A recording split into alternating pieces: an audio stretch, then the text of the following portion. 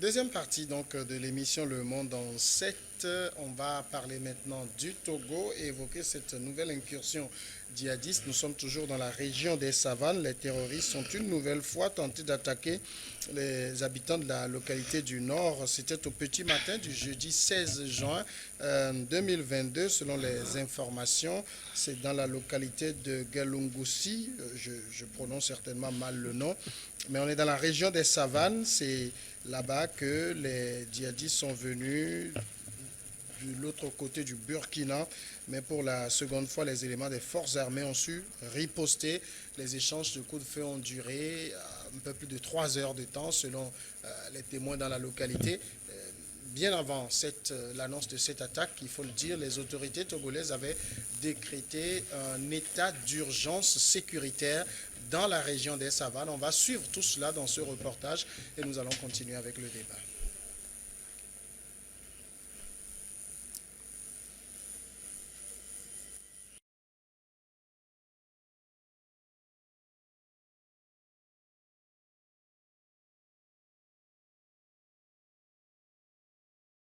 Togolaises qui ont décrété un état d'urgence sécuritaire dans la région des savanes. C'est en raison justement de la situation sécuritaire à laquelle fait face cette partie du Togo. Francisco Napokura, nous sommes à la frontière avec le Burkina Faso. On sait que ce pays vit une situation de déstabilisation depuis plusieurs années déjà. Et les pays frontaliers sont dans l'œil du cyclone. Troisième attaque du genre, la menace devient sérieuse. La menace devient sérieuse ou bien était sérieuse depuis. Depuis parce que la première attaque en 2000, je crois en novembre 2021, était déjà un signe.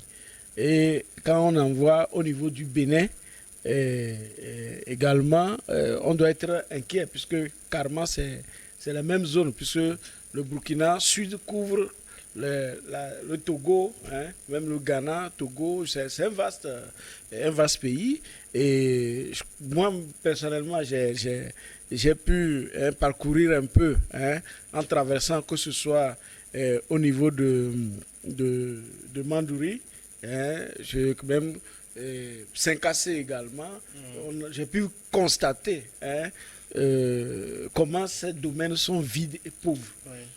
D'accord. Et déjà en 2019, les transporteurs qui prenaient de la zone de Pendial pour passer par la frontière de comment j'oublie le nom de cette localité, et pour aller tourner vers Fada, déboucher sur Fada, ne prenaient plus parce que les djihadistes avaient déjà pris ces zones.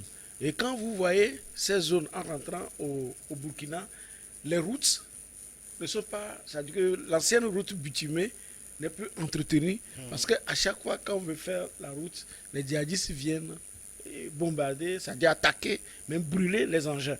Donc du coup, vous allez voir que quand on dit vers le Burkina en Niger, la route n'est pas bonne, c'est que c'est eux qui... Et donc, ils sévissaient déjà depuis, ce n'est pas aujourd'hui.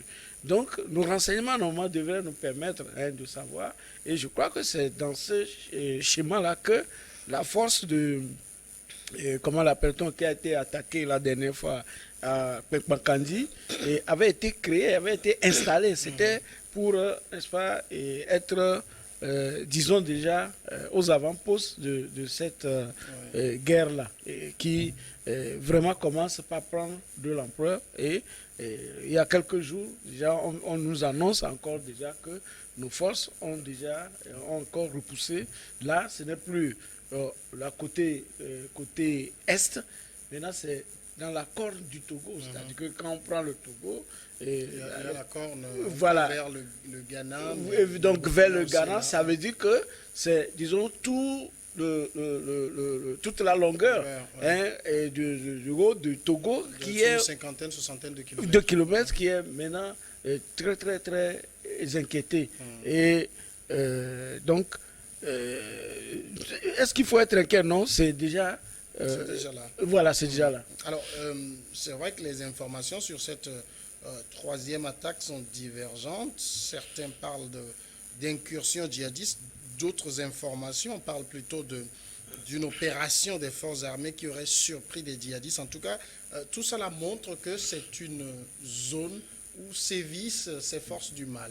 Bien entendu, parce que cette zone-là, les forces djihadistes, parce qu'il faut le dire aujourd'hui, qui est une force hétéroclite dont l'objectif n'est pas clairement défini. On ne sait pas très bien si ces gens-là veulent créer un État islamique dans la région, ce qui est impossible parce qu'aujourd'hui, le monde est trop vieux pour qu'on y crée un État quelque part qui prenne le compte-pied d'un État démocratique, d'un État régi par les lois modernes. Maintenant, incursion, c'est ce à quoi moi je pense. Parce que ces attaques-là n'ont pas pour objectif de permettre aux djihadistes de venir s'installer quelque part, mais parce qu'une fois que vous êtes installé, votre position est signalée, vos structures, vos déploiements, tout cela sera contrôlé. C'est pour cela que nulle part vous ne verrez ces djihadistes-là solidement installés parce que, ou bien essayer d'installer un État. Parce qu'ils l'ont essayé en Syrie, une fois qu'ils se sont regroupés pour créer leur califat, tout de suite les Américains s'en sont mêlés et ça a été cette débandade-là, cette guerre en Syrie qui a continué, qui jusqu'ici, et les djihadistes... Mais ils l'ont créé en Afghanistan. Ouais, en Afghanistan, ils ne l'ont pas dit clairement parce que c'est un jeune État, on va voir ce qu'ils vont donner parce que cet État ne peut pas vivre en autarcie, cet État est obligé de vivre dans un ensemble géopolitique qui inclut les uns et les autres. Aujourd'hui, le monde est tellement si imbriqué, le monde est devenu si petit qu'il sera difficile aux gens de créer un ensemble qui défie les lois de la gouvernance moderne. Ils seront perpétuellement combattus et je crois que cet État-là ne sera pas viable. Maintenant, pour revenir au nord du Togo, vous avez parlé d'incursion et je dis que ça ne peut être qu'une incursion parce que ces djihadistes aujourd'hui n'ont pas la possibilité de s'installer durablement dans un espace donné et cet espace-là qui leur permettra de s'installer et de dire que nous allons y créer un État. Mais je voudrais faire une autre analyse du point de vue de la sécurité et de la sécurité dans le Sahel. Vous allez constater quand même que au Mali, aujourd'hui, la junte au pouvoir est aidée par les Russes. Et aujourd'hui, c'est difficile quand même aux terroristes de s'installer quelque part sans attirer la foudre de l'armée malienne accompagnée du supplétif russe. C'est difficile. Maintenant, au Niger, il faut quand même constater que le souci sécuritaire aujourd'hui n'est pas dérangeant, n'est pas tellement exacerbé au Niger. Depuis quelque temps, on constate qu'au Niger, on ne parle plus d'attaques djihadistes. Pourquoi ? Parce que c'est là où les Français se sont repliés. Les Français qui sont en perdition au Mali, les Français qui ont des problèmes au Mali, à un moment donné se sont repliés au Niger et comme par enchantement, depuis qu'ils se sont installés là, on ne parle plus d'attaque djihadiste. Il n'y en a plus. Il ne s'est passé un seul jour, on parle maintenant d'attaque djihadiste au Niger. Par contre, au Burkina, il y a eu recrudescence. C'est des dizaines de morts pratiquement tous les jours.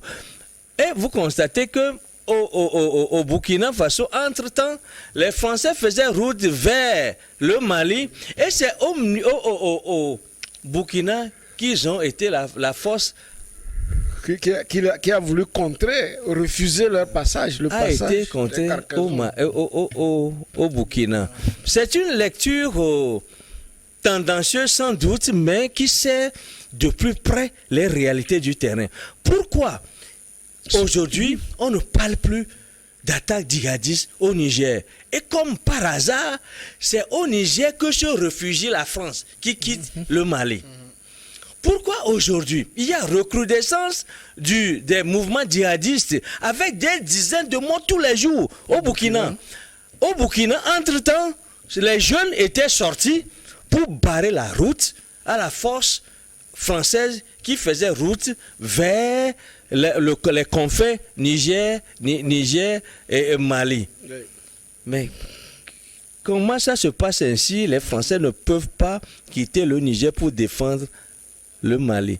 Les Français, lorsqu'ils disent qu'ils essaient de barrer la route aux djihadistes, c'est parce qu'ils se sont dit que la France n'est pas si loin du Mali. S'ils laissaient les djihadistes s'installer au Mali, ils pouvaient créer un espace qui leur permet de porter une attaque facilement vers la France. C'est ça la raison première que les Français ont donnée pour venir s'installer au Mali. Que si on donne, et en Libye d'ailleurs, que si on permettait à ces gens-là de s'installer durablement, c'est la même analyse que les Américains ont fait au niveau de l'Afghanistan.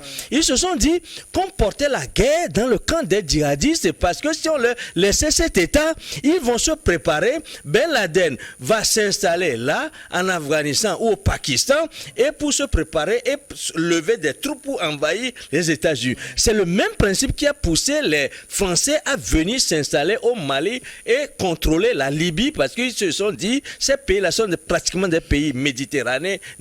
Si on laissait les djihadistes s'y installer, ils pouvaient lever des troupes pour venir envahir la France. Mais maintenant, lorsque la France est installée au Niger et à côté au Mali, les djihadistes créaient leur califat, est-ce que les djihadistes là ne pouvaient pas quitter le Mali pour attaquer les Français qui sont au Niger? Vous comprenez qu'il faut faire une analyse pointue de la situation pour voir comment les gens sont si maléfiques au point. Lorsqu'on dit que les Français, lorsque vous nous dites que les Français ont laissé la force aérienne au Mali, dans le même temps, chaque jour, au Burkina, il y a des dizaines de morts. 50 morts ici, 100 morts ici. Les Français sont au Niger, avec leur force aérienne. Ils n'interviennent pas. On ne le veut pas au Mali. On ne le veut pas au Mali. Pourquoi ne pas envoyer une bonne partie de cette force? C'est un début de réflexion. Et je voudrais que l'opinion se saisisse de cette question-là et essaie de creuser. Mais celui-là qui peut réfléchir aussi à la chose avec moi, ce plateau, je crois que c'est pourquoi. Qui n'est pas spécialiste de la guerre. Alors, j'y vois. Parce que là, on a la première incursion, on l'a eu il y a 6 mois. Puis on a eu une dernière, c'était en mai dernier. Et là, on voit il y a un rapprochement entre ces deux dernières. Qu'est-ce qui intéresse tant ces terroristes dans le Togo, par exemple? Non, ces terroristes, déjà, nous, on l'avait déjà dit dans le temps que, même sur ce plateau, que lorsque au Mali, les troupes russes vont commencer par donner de l'efficacité, ces djihadistes vont se déverser vers les autres pays. Ça fait l'une des conséquences. Ils auront besoin aussi de la sécurité. Donc c'est pourquoi ils viennent. Sinon, nos zones là sont pauvres. Les djihadistes n'aiment pas les zones pauvres. Parce qu'il faut extraire de l'or, il faut faire chose pour payer. Donc c'est sur le plan sécuritaire que peut-être qu'ils sont en train de venir vers nous. Et qu'est-ce qui peut aussi les intéresser? C'est que, vous voyez, quand il y a l'acheminement des marchandises, surtout quand il y a les marchandises comme la cigarette, bon, en fait, nos ports sont suffisamment informés pour ne pas laisser passer comme ça la cigarette, parce que c'est aussi quelque chose qui nourrit le djihadisme. Quand ils savent qu'il y a un camion, il y a cigarette là-dedans, ce camion est systématiquement réquisitionné. On vide ce camion, même les produits pharmaceutiques et les motos également. Donc, voilà ce qui les intéresse, d'accord? Au niveau du Togo, le Togo n'est pas un grand pays où on va dire que, comme la RDC, comme une rébellion peut s'installer pendant des mois, voire des années, mais on n'aura que ces genres d'incursions, pas une occupation durable. Donc maintenant, c'est la vigilance, l'information. L'information, c'est très important, on l'a dit. Il faut que véritablement nos forces soient dotées de cellules d'information. Pourquoi pas des techniques de surveillance, comme les drones, on le dit. Aujourd'hui, le Niger vient de nous montrer que le Togo aussi peut acheter les drones. Parce que sur tous les classements, le Togo est en avance sur le Niger. Donc, doter nos forces de défense et de sécurité des moyens suffisants, des hommes courageux parce que quand également on analyse tout ce qui se passe et on voit également dans les rangs ceux qui tombent, on voit qu'il n'y a que des soldats et pratiquement des enfants qui tombent. D'accord? Surtout quand nous prenons le cas de Kpenkpa Kandi pour la force d'intervention la force de secours d'envergure qui est en train d'aller avec un blindé et on nous dit qu'il n'y a pas un officier à bord, c'est un problème.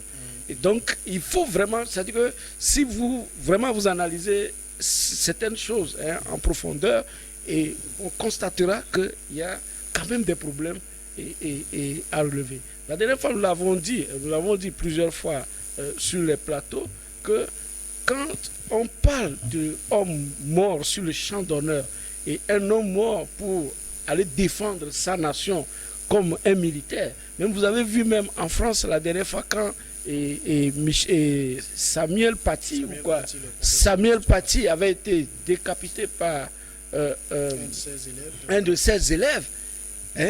Mais qu'est-ce que l'État a fait? Parce qu'il y a des dispositifs en France et en Occident pour, n'est-ce pas, suppléer l'absence du papa.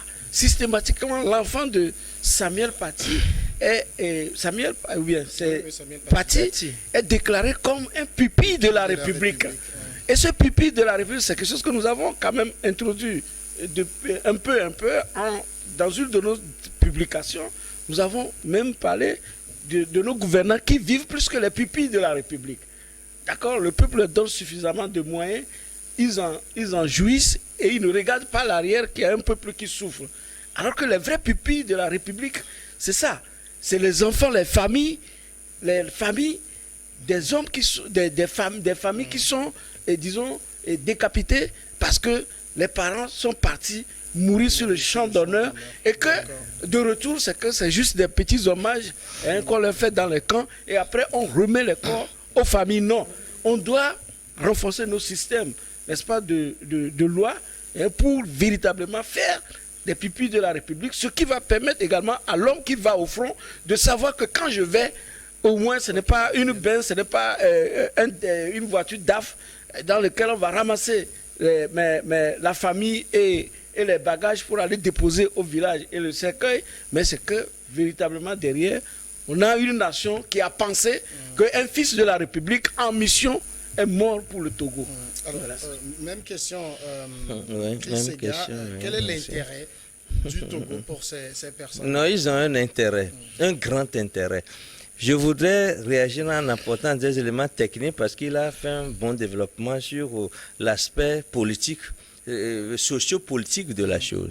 Mais l'élément technique, c'est que Machiavel avait dit, c'est-à-dire la meilleure défense est l'attaque. Vous comprenez? Maintenant, les djihadistes ne cherchent pas à s'installer au Togo, mais à utiliser, à empêcher, à travailler pour empêcher les forces armées togolaises à intervenir pour les déranger. Sur les autres théâtres. Au Burkina. Au Burkina. Donc, ils créent l'insécurité tout autour. Ils vont loin, à 50 km, pour installer leur base dans le Burkina. Au Togo. C'est-à-dire ils interviennent au Togo pour empêcher justement les militaires togolais de venir les inquiéter là où ils seront au Burkina Faso. Parce que je lisais un petit commentaire là-dessus, les gens disaient, mais nous sommes attaqués, qu'est-ce que nos troupes font encore au Mali et dans d'autres pays? Oui, il y a ça.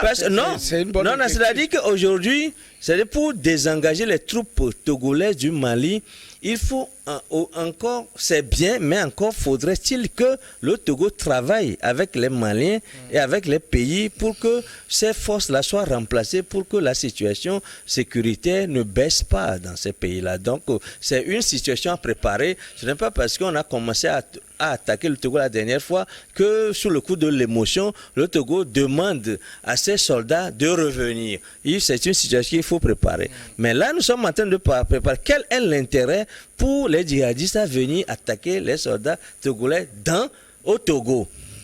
Ils le font justement pour empêcher les forces togolaises de faire une jonction avec la force burkinabé, une jonction qui les dérange. Ce que le Togo avait à faire pour déjouer ces attaques-là, c'est de préparer une présence des forces togolaises justement à l'intérieur du territoire burkinabé. Et ça, c'est un travail que le Togo doit faire ensemble avec les Burkinabés. Parce que lorsque vous voulez empêcher ces djihadistes-là d'entrer dans le Togo, il faut justement installer une force d'appoint, une première ligne à l'intérieur même du Burkina Faso. Donc, ce sera une réponse à apporter à cette incursion-là. Parce que ces djihadistes-là veulent créer l'insécurité au Togo pour empêcher les forces armées togolaises de monter jusqu'au Burkina pour les inquiéter. Mais si le Togo veut que ces incursions cessent, ces incursions ne viennent pas juste dans le Togo, il faut que la base, la première, il y a un terme militaire pour le dire. Oui, la première attaque commence par c'est-à-dire que la défense commence par... le poste avancé du Togo soit à l'intérieur du Burkina Faso. Sinon, si nous restons passifs, nous restons défensifs au Togo, on va subir l'attaque des djihadistes. Et cette attaque-là, en fait, c'est une attaque qui les protège. Mais vous savez que oui. C'est outre-frontière, ça, et c'est bien réglementé. Non. Les djihadistes ne connaissent pas de frontières. Oui, je parle de l'armée régulière. L'armée, c'est pour cela que nous disons que c'est un travail à faire ensemble avec le Burkina Faso. Parce que lorsque vous ne voulez pas aller... Parce qu'aujourd'hui, si les djihadistes viennent s'implanter dans cette zone, c'est une zone qui est faible, qui enregistre une faible présence de l'armée burkinabé. Les djihadistes ne viendraient pas s'installer là où ils sont en insécurité. Donc, ils occupent, parce que vous savez que la frontière là est très éloignée de la capitale burkinabé de Ouaga. Donc, ils viennent s'installer justement dans un no man's land. C'est un no man's land parce que de l'autre côté, il n'y a pas de population togolaise. C'est un no man's land aussi. De l'autre côté, c'est aussi un no man's land. Donc, il étudie la situation. Ce ne sont pas des gens qui sont dénués de tout. Ce ne sont pas des gens naïfs. Ce sont des gens qui étudient la situation. Parfois, on peut même penser qu'il y a des spécialistes qui leur fournissent la cartographie de la région, qui ont fait l'école de guerre, qui leur dit voici ce qu'il faut faire, parce que leur attaque parfois est si bien préparée qu'on a l'impression qu'il y a des gens qui s'y connaissent en la matière qui les aident. Donc, si le Togo ne veut pas que cette attaque-là soit portée au Togo, il faut qu'ils installent leur première base dans le Burkina. Et je crois que les militaires, en matière de stratégie de guerre, c'est des histoires qui sont connues. Utiliser le mot no man's land, j'avoue que je préparais ce mot. C'est que quand, vous l'avez rappelé tout à l'heure, quand on prend la deuxième attaque, on a un déplacement. Là. On est parti dans le nord-ouest. Avant, on était dans le nord-est. Donc, de l'autre côté du Burkina, on a l'impression que toute la longueur, en tout cas avec la frontière avec le Togo, c'est un no man's land. Il n'y a plus de présence militaire. Ils sont libres de faire ce qu'ils veulent. Oui, quand je vous dis qu'il n'y a pas de présence militaire, même pas de présence pratiquement humaine. Sauf peut-être quelques... C'est les champs. Oui, ben, quand vous voyez même pas des champs, c'est un peu la savane. Et quand vous traversez... À perte de vue. Oui, quand vous traversez ces pays, mais je vous assure que vous avez l'impression, c'est-à-dire que nous sommes trop paresseux en Afrique, c'est-à-dire qu'on n'a pas pu mettre en valeur, disons en construisant, mais on n'a pas pu mettre en valeur nos territoires, même en les cultivant. Ne serait-ce même que de planter même des arbres qui nous manquent. Donc c'est totalement des espaces déserts que vous voyez à perte de vue. Et donc si on vous demande même d'aller vous installer, si vous n'êtes pas un chasseur, vous n'irez pas vous installer là-bas. Donc c'est comme ça se présentent ces localités. Comme il a dit, certainement, ils ont trouvé forcément des zones peut-être à plus de 50 km de la frontière où ils vont s'installer. Mais pour ne pas se faire déranger par les forces ici, parce que les forces régulières qui sont ici, c'est à quelques postes de frontières. À quelques postes de frontières, surtout là où il y a l'argent, comme à Saint-Cassé, mais des autres côtés, peut-être, vous allez voir, quand on envoie des gens là-bas, des agents là-bas, peut-être c'est le jour du marché où passe un camion où les gens peuvent trouver quelque chose. Donc, disons, c'est des affectations punitives pratiquement, et pour certains. Donc, c'est des zones carrément délaissées, même quand nous prenons même la frontière ouest, Togo et Ghana. Quand vous traversez du nord au sud, vous constatez que ce côté-là n'est pas aussi développé comme quand vous allez peut-être plus vers l'intérieur. C'est le schéma qu'on nous a laissé pendant des années. Donc, nous avons maintenu des zones vraiment pauvres parce que avec tout ce qui a défilé comme au Togo, comme programme de gouvernement, comme programme d'ONG et associations, et on constate que ces localités dans lesquelles les projets ont été vraiment concentrés et ne représentent pratiquement rien.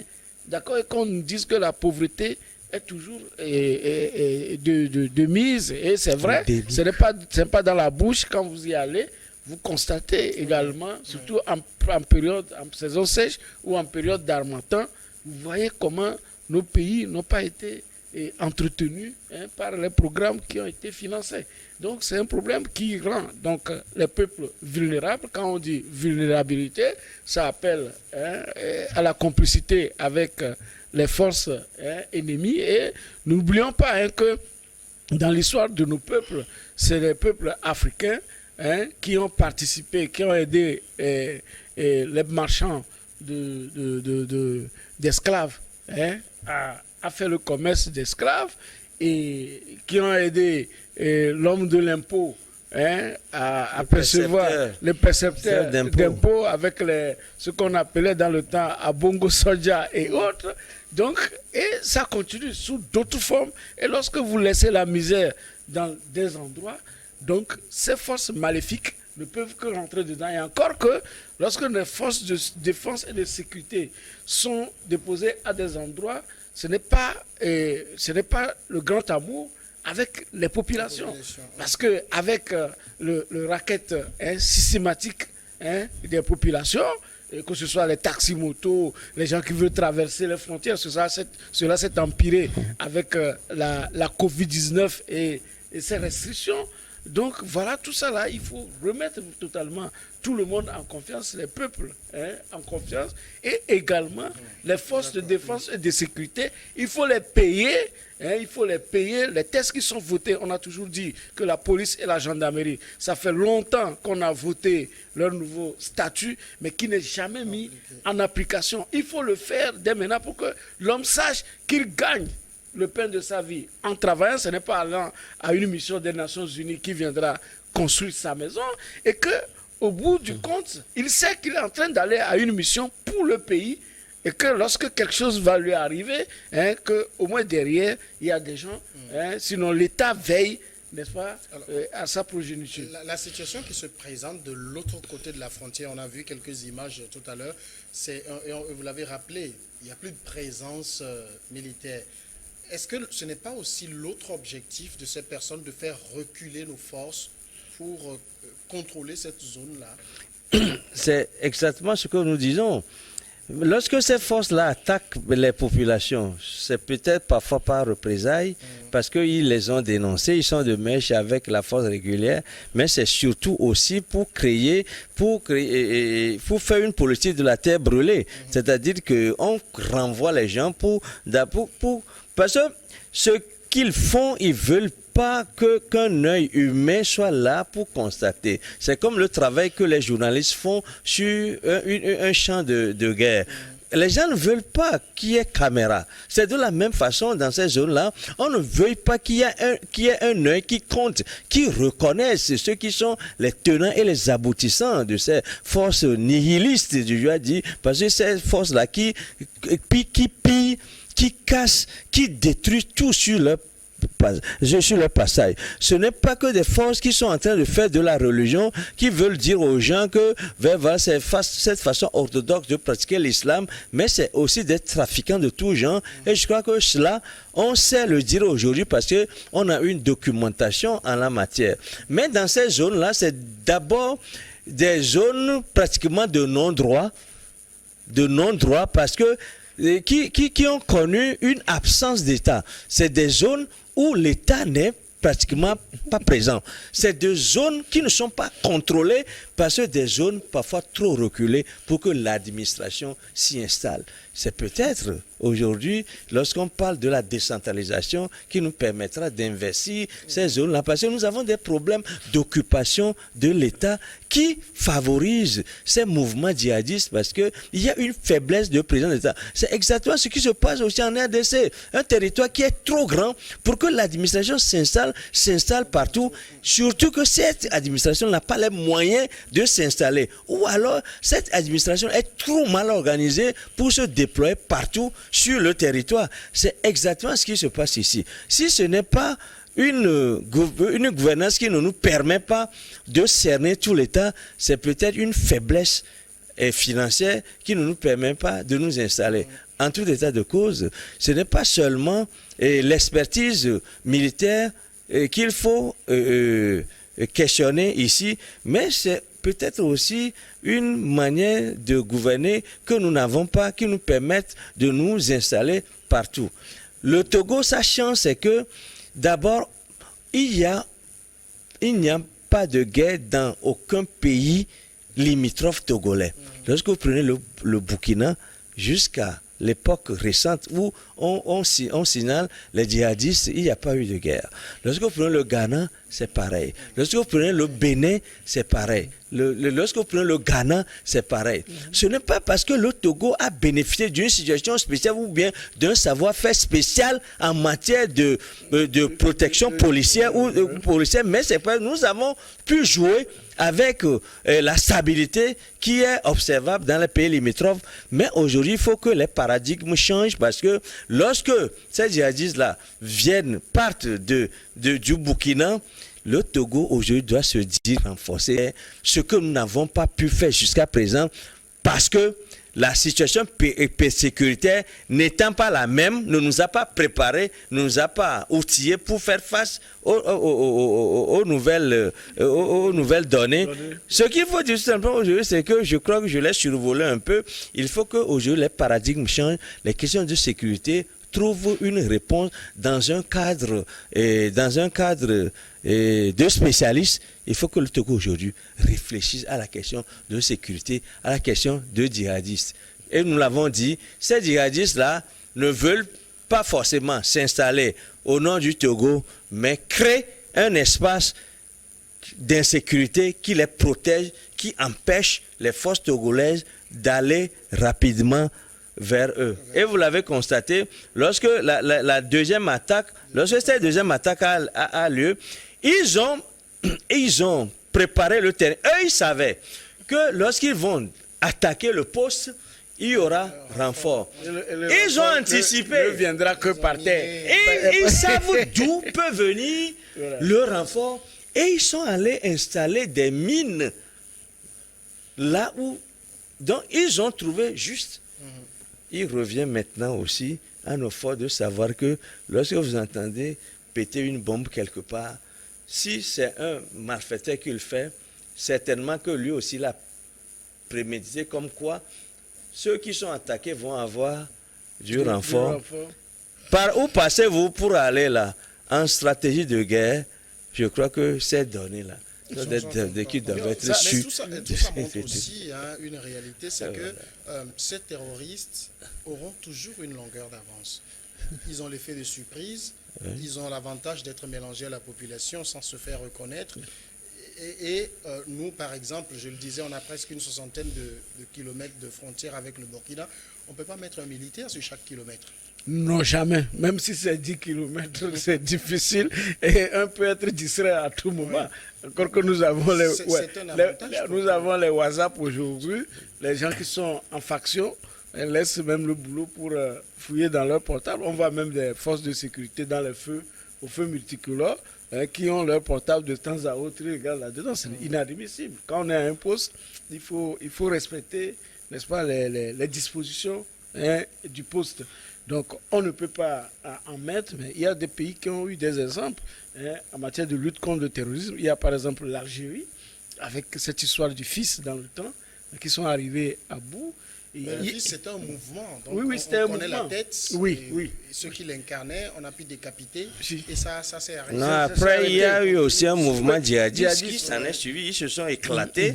Ils ont commencé à attaquer. Il doit y avoir encore quelques résidus dans les montagnes, mais quand même, ça va. Mais quand nous prenons la Mauritanie, pratiquement, la Mauritanie a pu juguler, a pu maintenir cette histoire de relations armées et nations, politique plus ou moins de développement et l'option militaire et qui fonctionne. Parce que quand nous prenons la Mauritanie qui a une grande frontière avec le Mali et autres, on n'entend pas en tant que tel des mouvements djihadistes. Ça veut dire que nous avons de la matière à aller puiser de l'autre. Et même vous avez vu la dernière même alternance à Mauritanie, quand bien même c'est le sortant qui a mis son dauphin.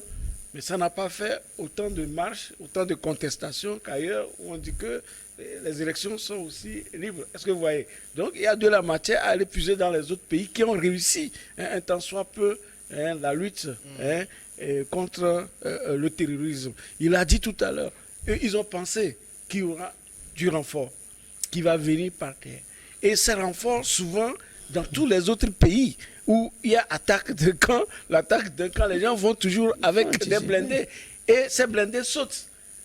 Donc, on devait penser être en avance, n'est-ce pas, sur ces forces-là pour dire, peut-être au lieu d'aller avec des blindés, nous allons envoyer peut-être des drones si on en a, nous allons envoyer des avions, des hélicos si on n'en a pas, il faut déjà y penser. Mais l'histoire des peuples africains a toujours démontré que tous les pays sous la domination française n'ont jamais eu de matériel aéroporté en tant que tel pour combattre les terroristes. Puisque quand vous prenez le Mali, le Burkina, le Niger, aucun parmi ces pays n'a par exemple les hélicos Apache, les hélicos comment l'appelle-t-on, les gazelles, les tigres, pour aller lorsque il y a terrorisme. Donc aujourd'hui, s'il y a terrorisme au Togo, il y a un camp qui est attaqué, il faut s'adresser à la France. Peut-être c'est du Gabon qu'on va nous envoyer un hélico, ou bien de la Côte d'Ivoire, parce que à moins qu'il y a certains appareils qui sont de passage garés au Togo, donc il faut avoir l'autorisation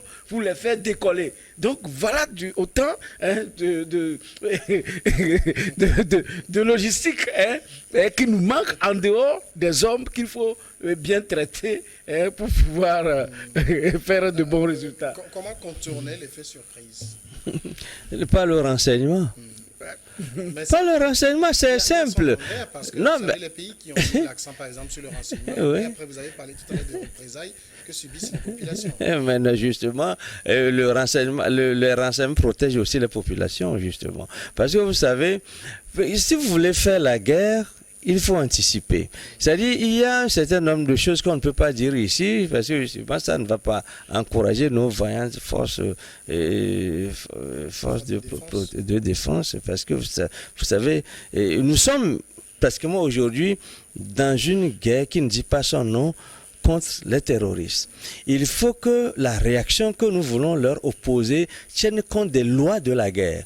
C'est comme cela, parce que vous savez, ils tiennent compte de toutes les lois de la guerre. Parce que c'est une guerre asymétrique, certes, qui est encore plus difficile qu'une guerre ordinaire où on connaît son ennemi est un treillis de telle ou de telle couleur, de telle couleur. Ces gens-là, on l'a dit, sont de la population. C'est peut-être un cousin, vous ne savez pas quand est-ce qu'on l'a retourné.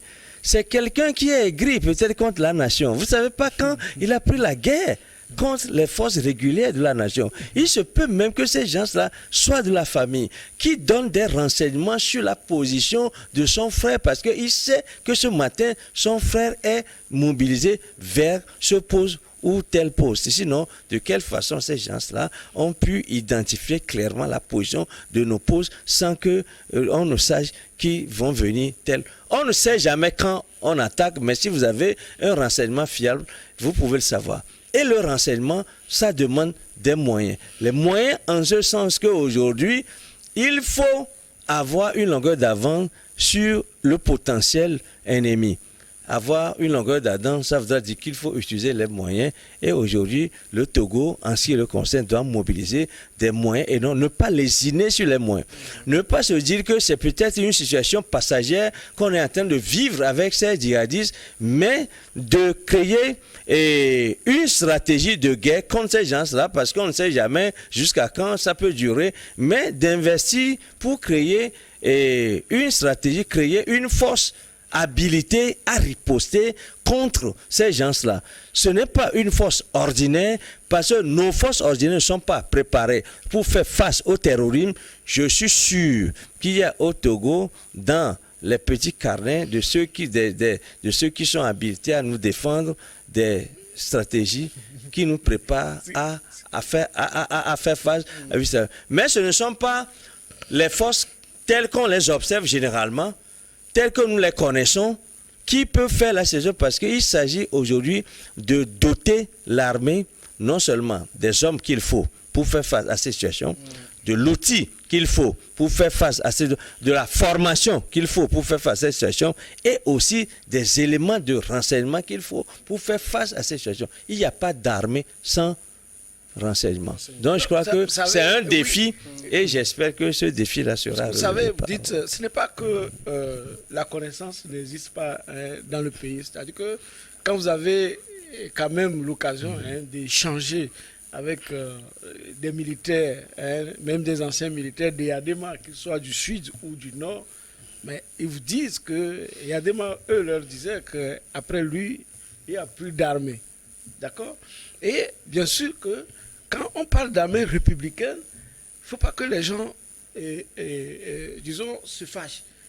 Liberté l'avait même titré qu'il faut pour le Togo une armée républicaine. On retrouve toutes les composantes pratiquement de la nation là-dedans. C'est un vieux débat. Quand nous prenons... C'est un vieux débat, c'est pas Liberté qui est sorti ça. Oui, ok. Quand nous prenons même l'attaque terroriste du 23 septembre, 86, dans nos mémoires, on était encore au CG, on connaît à peu près les officiers qui étaient... J'avais déjà le bac. Voilà, les officiers qui étaient... les officiers qui étaient aux avant-postes. On a encore les noms de ces officiers. D'accord? Et quand nous prenons les autres attaques, comme le 24 janvier, où même on disait que Yadema avait déjà l'information qu'il y aurait attaque de sa voiture, et a dû envoyer son chauffeur avec véhicule pour pouvoir déclencher l'assaut. Mais on l'a dit, il n'était pas dedans. Est-ce que vous voyez? Mais là aussi, on a vu des officiers, que ce soit au camp, hérité les Nabédé, les Lawani et les Assia, colonel Assia, qui a été toujours quelqu'un que les terroristes ont toujours kidnappé, qui souvent sont bien avec lui, le libère, le colonel et il doit être général, je ne sais pas maintenant, et il est à la retraite, d'accord? Et quand nous prenons tous ces genres d'événements, même l'attaque de la primature à l'époque, mais vous avez les colonels Toi qui étaient aux avant-postes. C'est ce que je dis, que on a l'impression... C'est le bon que je cherchais. Voilà, on a l'impression que nous n'avons plus d'officiers. D'accord? Même à l'époque, quand on vous parle du colonel Djoua, ou on vous parle du colonel Bitenewe, qui est devenu préfet, à la tête des filles, c'est des gens qui connaissaient Lomé, ou bien tout le territoire, du quartier en quartier. Mais vous ne parlez pas de Yak quand même.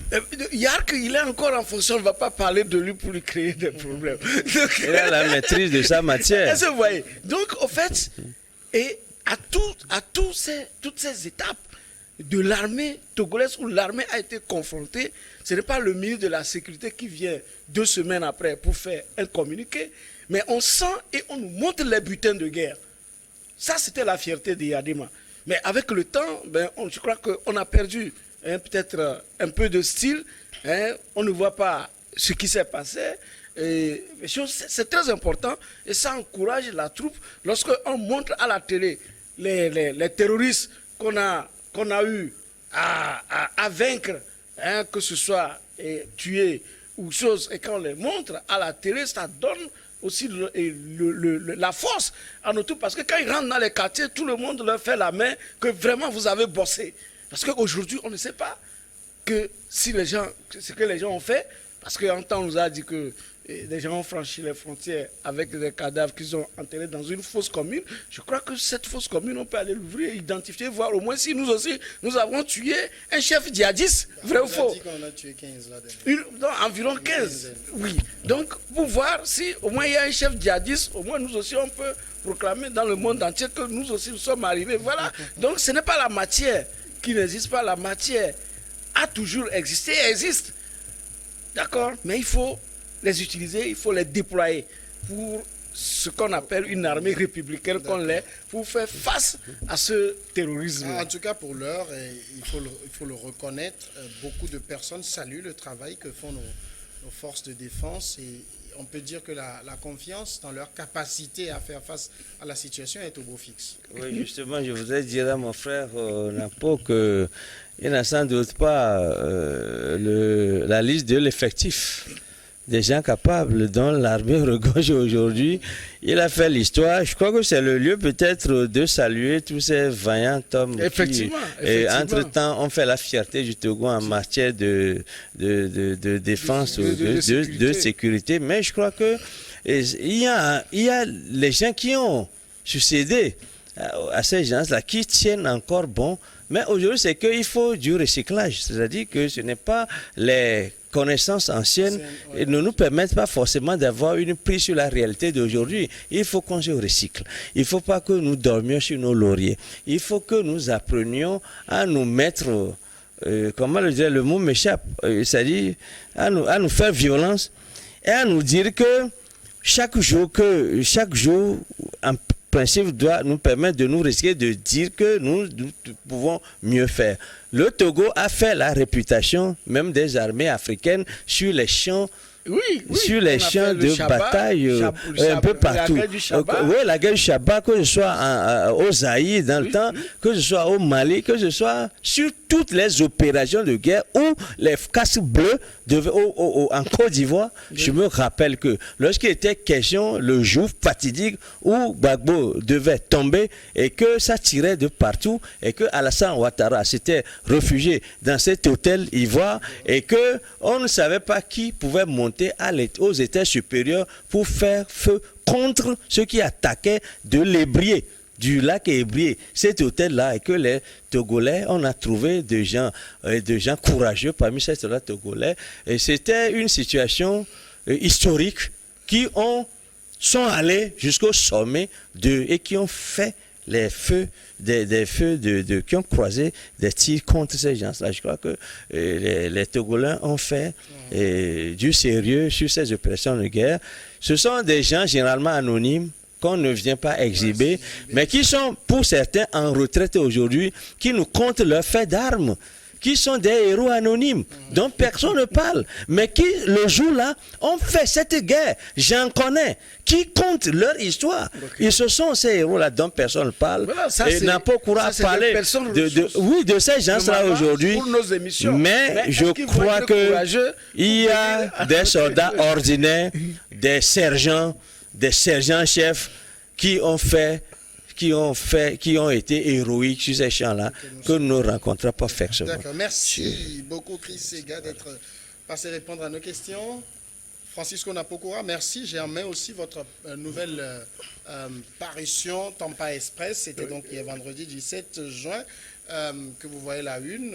Les noms dits d'une lutte qui peut durer dans l'espace, Togo, du Covid au terrorisme, puisqu'on a parlé de terrorisme, c'est le journal que vous devez avoir en main pour ce week-end et en faire, oui, il faut aller sur le site internet de Tampa Express, www.tampaexpress.net. C'est à 500 francs seulement. Merci. Et si vous avez des dons pour Tampa, il suffit de cliquer dons et puis vous envoyez ce qu'il faut. Merci beaucoup pour la pub. Et merci à tous de nous avoir suivis. Le samedi prochain, on est encore ensemble.